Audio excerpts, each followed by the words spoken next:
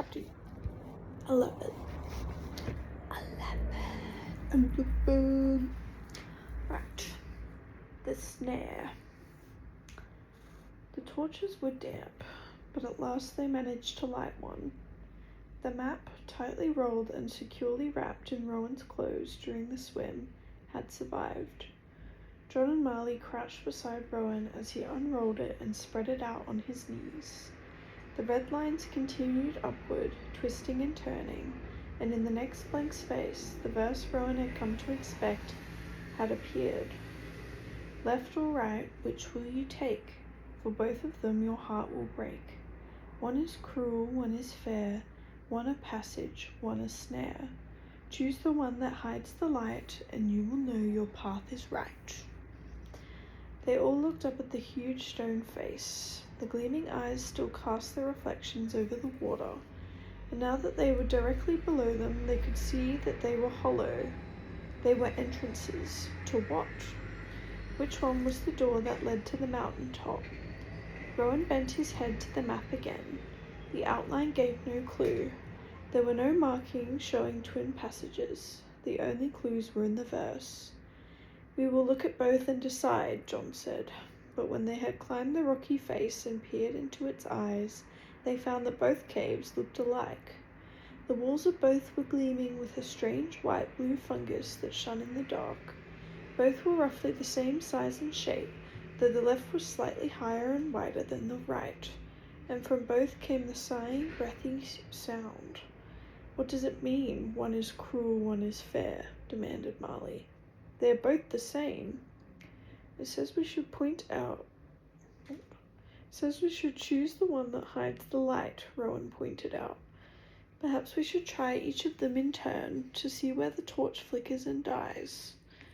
Marley moved uncomfortably, shaking her damp hair from her eyes. Agreed, said Strong John. We will first try the right-hand side. Who knows but that the last line of the verse is speaking the absolute truth, as it was in the swamp. It says, your path is right. Perhaps it means just that.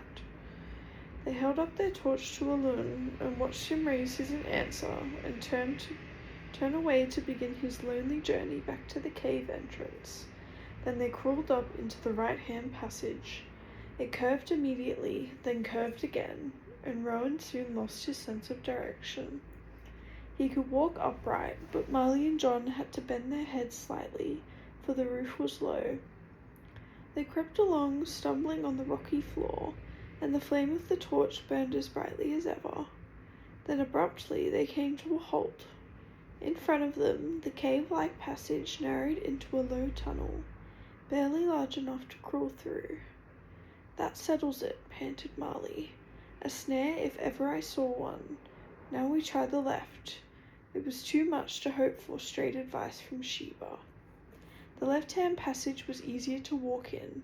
It was straight at first and larger than the other, and its sandy floor was smooth.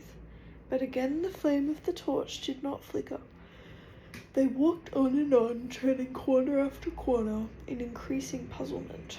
The map had never failed them before. The sighing sound was louder now. It filled their ears and whispered around them, and Rowan could smell something, a smell like damp and mold and cold, thick darkness.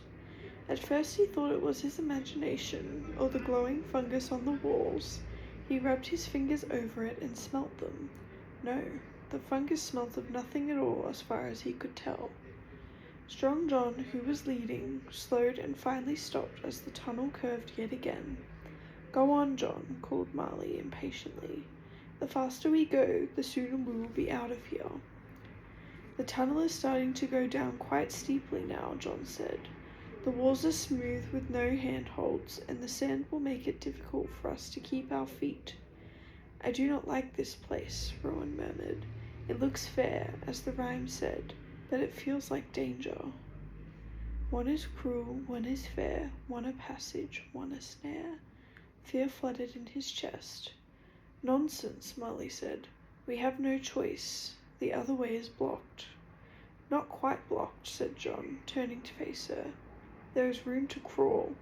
It would be a cruel journey, but perhaps it is the way after all.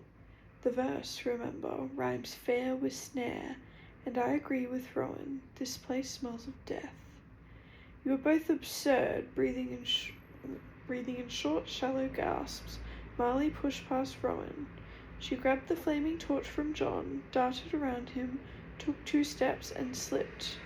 She scrabbled in the shifting sand, trying to rise, while the torch tumbled away from her down the slope, bouncing and turning. Then it fell over the terrible drop that lay at the end of the tunnel. Fell and fell, while Marley screamed. It hit bottom finally with a sickening crack. They pulled Marley up after them as they scrambled out of the tunnel, almost running, their hearts beating wildly at the thought of the fate they had escaped. 1 more minute, half a minute, and they too would have tumbled helplessly to their deaths over that underground cliff. Stumbling around the last bend, they fell on their knees at the tunnel entrance. Marley was shaking. I'm sorry, she said over and over. Rowan too was trembling. Strong John's weather-beaten face was drawn, but he roused himself with an effort. Looking on the bright side, as a loon would say, he said, trying to smile. At least we now know that the right-hand passage must indeed be the way. The tunnel is narrow, but if we leave our packs behind, and take only what we can carry in our pockets, we can do it. We will have to crawl and pray that it is not too long. Rowan swallowed, thinking of that cramped, dark hole where they had seen in the right-hand cave. The idea of creeping into it without any idea of where he was going or when the ordeal would end was frightful. The red line on the map had been long, very long, but he said nothing. The other way had been a snare indeed. It had nearly killed them. If they were to reach the mountain top, they were going to have to crawl. So be it. They lit another torch and edged across the right-hand passage. They entered it and followed its sharp bend as before, cutting themselves off immediately from the side of the gleaming pool. Rowan drew a breath as he realized the truth. Choose the one that hides the light. This was the light the verse had meant. Not the torchlight as they had thought, but the reflected light of the pool, cut off from their view by the turning of the right-hand tunnel, but clearly visible for minutes in the straight, fair left. They had misunderstood the words again. Choose the one that hides the light, and you will know your path is right. The answer had been there, twice, clear for all of them to see, and still they had blundered. When they reached the place where the passage narrowed, John, Marley, and Rowan opened their packs and began transferring the most important of their possessions to their pockets and winding rope around their waists. It was clear that no baggage would fit through that tiny hole. As it was, Strong John and Marley would almost totally fill the space, and crawling would be slow and uncomfortable, with no turning back. Before we begin, we will eat, said John, pointing at the food they had discarded. We do not know when we will have another chance. Rowan squatted on the ground and began to nibble at some bread and cheese. His stomach was empty, but it was churning too, from fear. In the bitter water he had swallowed in the black pool, he thought he had never enjoyed a meal less. Marley crouched over her pack, breathing hard. She ignored the food John offered her. Rowan wondered whether she was ill. She had not seemed herself since they entered the caverns, except for the brief time when they were swimming, and now she was obviously in distress. Sweat was breaking out on her forehead, and she bit her lips as she pulled out her sleeping blanket and cast it aside with shaking fingers. Marley, Strong John's voice was low. She stiffened but did not raise her head. Marley, he said again. It is the tunnel, is it not? It is the smallness of the tunnel that worries you. I am not afraid, Marley said loudly, but still she did not look up. Once we begin, Marley, there will be no turning back, John said. If you feel you cannot do this, you should say so now.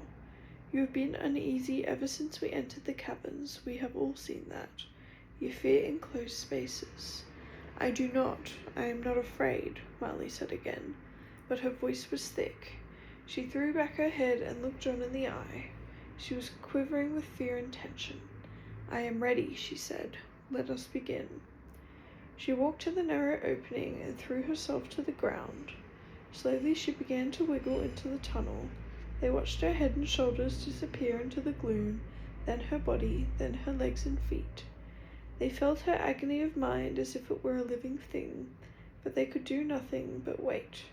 Only when at last her strength broke, and she began to scream and gasp, to cry out to them and beat off the rocky walls, could they act. Only then could they pull her from the suffocating prison her fear had made, and help her to breathe again, and still her cries. I thought I could defeat it, she sobbed. I was sure that this time, for such an important task, I could do it. But it overwhelms me, John, as it always has. She buried her face in her hands. It is all right, Marley. Marley, be still, soothed John. I do not like any shut-in place, Marley whispered. But when I cannot lift my head and shoulders, when I cannot move my arms freely, it is as if I cannot breathe. I cannot even wrap myself tightly in a blanket for fear of it. She lifted her head and gulped at the air. So I saw last night, said John, smiling. I thought perhaps you did not feel the cold. I nearly froze, Marley managed to answer his smile. John, I am so sorry, and Rowan, what will we do now? We will do what must be done, said John, simply. I will continue. You have a compass, Rowan has the map. You two will join Alun and together make your way back to Rin. If you follow the way we came with every care, and remember. Marley stared at him in horror. But you cannot go on alone, John, you cannot. Marley, I must. You know I must. No, Rowan heard his own voice, loud in the echoing space of the cave. He could feel his face burning. You cannot send me home. I have the map. You need the map. There are 2 blank spaces left, 2 verses of warning still to come. You need to know what they are, Strong John. You must take me with you. I cannot do that, Rowan. John shook his head. I will not go back, cried Rowan. You cannot make me. He ran over to the narrow passage entrance and sat down in front of it. I must hold the map for you, he said. I must find the water for the Bookshah. I promised them. He set his chin. John stared back at him in helpless silence. Marley half smiled. It seems you have met your match, Strong John. With the son as well as the mother. She regarded Rowan curiously. Who would have thought it? John hesitated, then gave in. Very well, he sighed. So what will be, and Sheba is to have her way. He put a big hand on Marley's shoulder. Goodbye, Marley, and good luck on your journey home. Remember all we have learned. This time we will face the dangers well prepared. You will survive. Tell Alun that we 4 will meet again in Rin. In 2 strides he was at Rowan's side. Come then, before either of us changes his mind, Skinny Rabbit. Skinny Rabbit? You first. Take care, called Marley as they disappeared into the tunnel. Take care, Strong John, and Rowan of the Bookshah. Her voice echoed in the cave behind them, then faded into the silence. Now, thought Rowan in the darkness, we are 2. We're at 83%. Mustn't have much left.